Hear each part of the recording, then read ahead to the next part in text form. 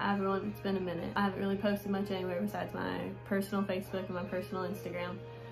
And I've actually had a couple people reach out and ask me to do videos or posts. And I think videos are just going to kind of be a little bit easier right now about, you know, what's going on with Gypsy and Simba, what's going on with my health, what's going on with rodeo, what's going on with, you know, modeling and all that fun stuff. I've debated on coming back to post on my athletic page. This year is a big year. We have a lot of things planned, so a lot of good things planned and getting into work. So we're gonna kind of do that. I also, like, a lot of people told me that seeing me post every day helps motivate them to continue doing what they're doing as well. So that's a big reason why we're doing this. No hateful comments. No, I really don't care if you don't want to watch it, you don't want to talk, like, you don't want to see it, then just don't. Not doing it for attention. You know, I really hope that these videos help everyone know, you know, no matter what you're going through, you're stronger than it. You can keep going, and, you know, like, hopefully something that I'm doing helps you get through whatever you're doing, or something, you know, if you have tips and tricks on whatever you're going through, if it's a similar situation, definitely reach out, comment, message me, whatever, and let me know. I'm not gonna post like a lot of super personal things, obviously, through videos. It's mostly just gonna be about my health, Gypsy, rodeo stuff, and my modeling every now and then whenever I do it. But I've had some people ask me that have reached out to me directly, that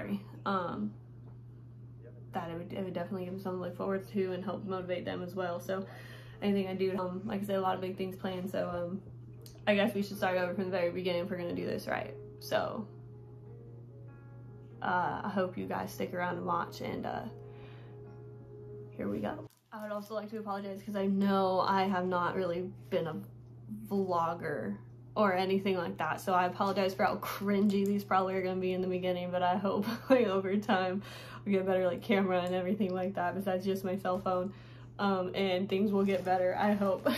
So it's a learning experience for me, yeah, so I guess we should start with the introductions and, like, why I got into rodeo and a little bit of a backstory. So I hope you guys stick around to listen. Like I said, if this is something that you're not interested in, obviously just don't watch. But I really hope this gives, like, somebody something to look forward to, you know, once a week, whatever, and it helps. I hope it helps a lot of other people too. So here goes nothing. For those of you that don't know me, hi, my name is Jessie. I am 24 years old and I live in Arizona. Grew up in Nevada. I moved here officially in 2018. Growing up, rodeo has always been a part of my life. My dad was a horse trainer, my mom's whole side of the family rodeoed, and my stepmom put on and produced many events, and it was just inevitable it was going to happen. I remember being little when my dad was training horses, and we'd be out in the playpen and running around, and we went everywhere. We went to roping, went to sorties and cuttings with a couple of their friends. I just always remembered, like, there wasn't really a time growing up when horses weren't a part of my life. About in middle school, I got into soccer a lot, and, like, don't get me wrong, I still rode horses and stuff, but I did mostly soccer, and then ended up breaking my nose playing soccer. And I got back into gymkhanas and stuff in middle school, towards, like, the early stages of middle school, and did gymkhanas a lot. And then once I showed that I was, like, super committed to rodeo again, we went and I started entering high school rodeos.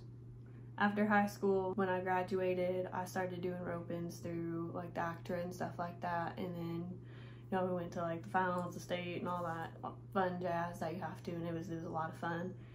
And then I tried moving to Arizona for a couple months and decided I really missed Nevada, and I tried going home. Once I got back, I became rodeo queen. Rodeoed while being rodeo queen, so I tried to do both. I would try to go for another title, and that's when things kind of started spiraling out of control. I was headed back from Lake, and it was super late. I had the competition next day, and I had Gypsy with me, and she kept crying and crying before we left. I did her potty, I fed her and everything, and she just wouldn't stop crying. And normally when I drive at night, I got super, like, drowsy and stuff, but I made sure I was okay, got in the car, and last thing I remember is Gypsy in the passenger seat, and I was headed back from Boca into Reno, and my heart gave out and hit the guardrail and crashed my car. Gypsy hit the windshield, I overcorrected and jerked the car back, and I felt it start to roll, and I just grabbed her, and I figured, you know, if we're gonna go, we're gonna go together. After I came back to, I missed this by a couple feet. I'll do a whole nother video explaining all that fun jazz and how that started, because that goes in my heart stuff. I missed this by a couple feet and shook the car, and Gypsy was in my face, and CHP ended up finding us. I called my aunt, and I told her I was on the side of the road and I hit a wall. Semi actually called my car in. The highway patrol found us and got us taken care of. We went to the hospital, and they couldn't really find anything. I had a little bit of an issue with my heart, but they stopped. You know, I passed out. You know, it happens. And I started going to a cardiologist after that, and then the cardiologist there was like talking about doing a valve replacement and major surgeries, and my mom was like, in Arizona, my mom was like, you're gonna come here, you're gonna get it done here, you know, we have some of the best heart surgeons. I said okay, so I moved to Arizona and dropped everything, gave that title back, and I came to Arizona, you know, get things figured out. When I got to Arizona, they told me, you know, it wasn't gonna be no major surgery, it wasn't gonna be no valve replacement, nothing like that. Once they said it was like a bunch of electrical like issues in my heart, and I had an ablation done. Like I said, I'll go through that whole timeline. I had one heart surgery done when I first moved here in 2019. And then about 6 months later I started having issues again, and when I moved here I left my dog, I left my horse, I left everything in Nevada. I literally came with a couple of suitcases and jumped off the plane. I remember my mom looking at me and she was like, wave goodbye, because I promise you once you're here you ain't ever going back. You're gonna love it here. And I was like, okay, like whatever you say. And in my mind I was like, just fix me and get me home. When I got here I had the first surgery, and when I got that surgery done, they told me everything was gonna be fine. I had a couple monitors on before that, and they found it, and they were like, you know, we did find a flutter and a stutter, and we're just gonna go in and do an ablation and fix it. So they fixed it. It's about six or 8 months later, started having more issues again. They spent the whole next year trying to figure out what's going on. All of 2020 I wore monitors, and I was in and out of hospitals again, and like I was before I left Reno, and they just couldn't figure out an answer. And we finally got one, and they found out I have POTS. It was postural orthostatic tachycardia syndrome. Like I said, I'll go into all this in other videos. Once they found that, I went to a neurologist. She said, well, let's put a monitor in your chest. Let's put one in and figure out what's going on, see if we can catch it, because the monitors that were going on, I was having really bad allergic reactions to, and they just weren't catching anything. So I went back to my heart doctor, and I was like, let's put one in. We did that. A week or two later, they found another issue, and he was like, we found it. I went back in for a second surgery, which, I mean, now this would be my third, since they just put the monitor in, and he's like, we're gonna leave the monitor in, do your surgery, and we're just gonna monitor it from there. In between this time, in between my first and second surgery, I finally got my horse here. I finally got Gypsy here, and Gypsy actually went through training, or not, she didn't go through training. I had a trainer come evaluate her, and she is now she's my service dog, my cardiac service dog. After the second ablation, I felt really, really good, and then things started going downhill again about 6 months later. I was fainting almost every day, getting IVs weekly for a year. I was in and out of the hospitals again. Nobody could tell me what was going on. I had to get rushed to the hospital because nobody could wake me up for 10 minutes. And finally they called me and they were like, you know, Jessie, we really need to sit down and have a serious talk about what we're gonna do next.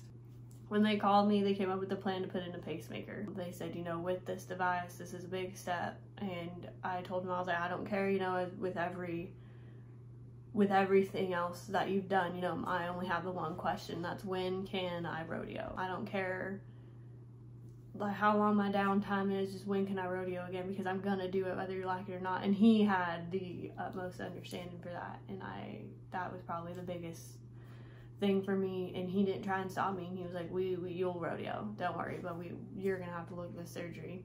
Being 24 and getting told you have to have a pacemaker, being this your fourth heart surgery in about 2 or 3 years, I mean, it hit different. There was nothing but complications. There was, you know, nobody could give me answers. I'm getting super sick. I'm losing weight, you know, in and out, you know, like in and out of hospitals, you know, and, you know, it affected my personal life. You know, not many people want to be friends with someone who's sick. Not many people want to date someone who's sick. And then, you know, I found my group of friends that were there, and, you know, I've, you know, started to find people who do want to be there, who don't want to just be your friend because they pity you. They want to be your friend because they want to support you.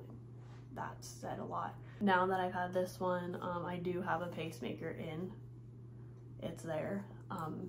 Like I said, I'll go into different stories about that. And we're back, you know, if it's taught me anything, it's taught me to be humble. You know, you're not promised a lot. You're not promised every day. You're not promised a lifetime. Like, a lifetime for everyone's different. Probably my biggest thing that I've learned through all of this. And so after this pacemaker, you know, I've decided that, you know, no matter how sick, no matter what I'm going through, no matter the treatments, the illness, the whatever, we are going to rodeo, and we've been working hard, and that's about where we are right now. You know, there's nothing, there's no excuses. You know, yeah, I can be sick, and yeah, I'm down, and yeah, you know, it sucks, and treatments kick my ass, and you know, like, it's fine. You know, I have IVs to kind of help, you know, keep me on my feet, but we're here and we're gonna do it, and there's no excuses. This is a big year. You know, I have a lot of things planned. I want to go to, I want to field permits. I want to go to finals. I want to, you know, win everything anyone else at rodeos wants to do, and this is the year to do it. I've started modeling on the side too, to, you know, make up for the time in between, you know, to keep me busy, and you know, as I've really broadened my horizon, not like, it's definitely kept me open-minded, and we're just kind of going from there. That's about it. That's the quick summary of it. I say that, and this is gonna be like a 10-15 minute video. The whole illness has been a humbling experience. You know, everyone goes through things, you know, little things for me or big things for other people, and you know, I just really hope that along the way I inspire somebody to know they're not alone. You know, you can reach out to me. You know, you hopefully do have those people and those friends in your life. You know, I didn't always have a great support system, and then I found a great support system. You know, I did have a lot of family that did stand by me. I had family that didn't stand by me. I had friends that left. I've had, you know, and it's not easy for anyone, and everyone's situation's different. I mean, not everyone's willing to talk about their situation. You know, someone's going through something, they just don't want to talk about it, and that's fine. I overthink and dwell on a lot, so talking about it also helps me. So I just hope in that I can help someone else as well. It helps give me motivation every day. You know, hey, if I can do this, so can you. And if you can't, you know, we'll do it together. You know, I can't fix all your problems. I can't solve all your problems, but I hopefully can help you at least make them manageable. So that's probably the biggest goal throughout all this. And laugh with me, laugh at me, you know, have, you know, any ideas, anything you want to see, just let me know. We're, you know, I'll film the doctor's visits. I'll go into further explanation about that, you know, the modeling, how that start, you know, and I'll do all this other stuff. But I really appreciate everyone. I don't think I say thank you enough. That has helped me along the way, you know, like all my friends that became family, everyone who supported me. It's been quite the journey, and I would just like to say thank you to every single one of you, and thanks for sticking along, and I really hope to have you guys' support, and some crazy things are gonna happen. I hope you stick around for it. You know, we're taking the reins, and not letting anything slow us down this year. Huh, baby dog? Huh, come here. So, thank you for watching, and hope I didn't bore you guys to death. I know this is gonna be a long, boring video at first, and then we're just gonna kind of break things up, so not gonna be as drawn out. Like I said, I apologize for probably how boring this just was, but quick synopsis, quick summary of how we got here, and we'll go into further explanation for little tiny things along the way. So thanks y'all for sticking around and watching.